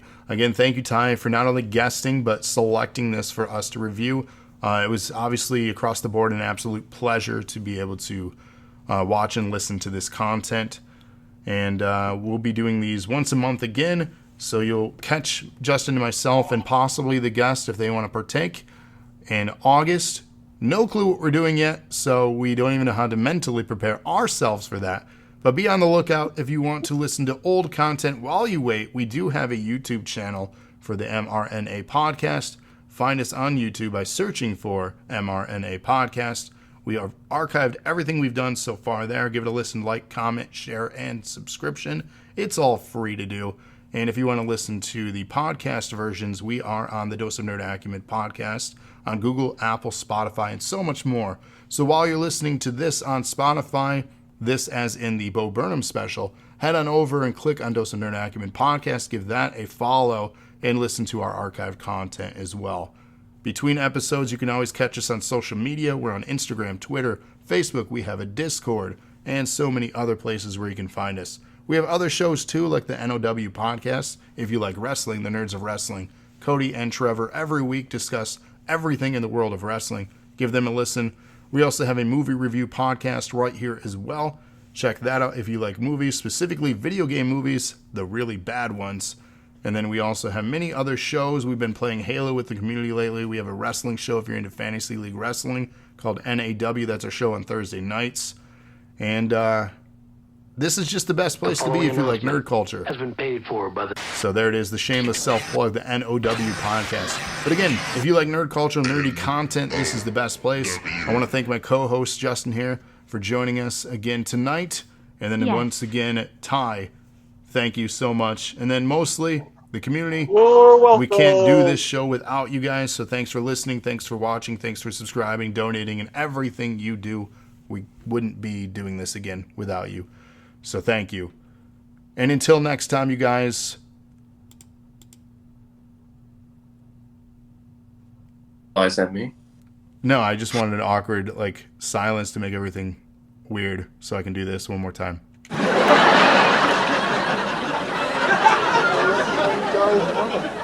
The laugh track. Anyways. No. All right. Well, thank you guys and good night.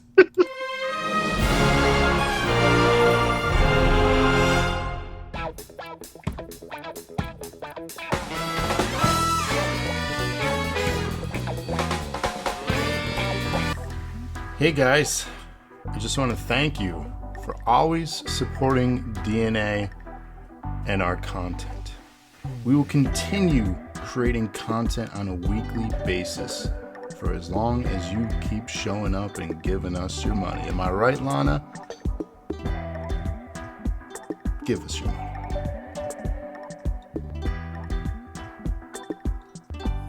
No, but really. Seriously. Do it right now. I dare you. I dare you to give us your money. You wouldn't do it. You don't have the balls to do it.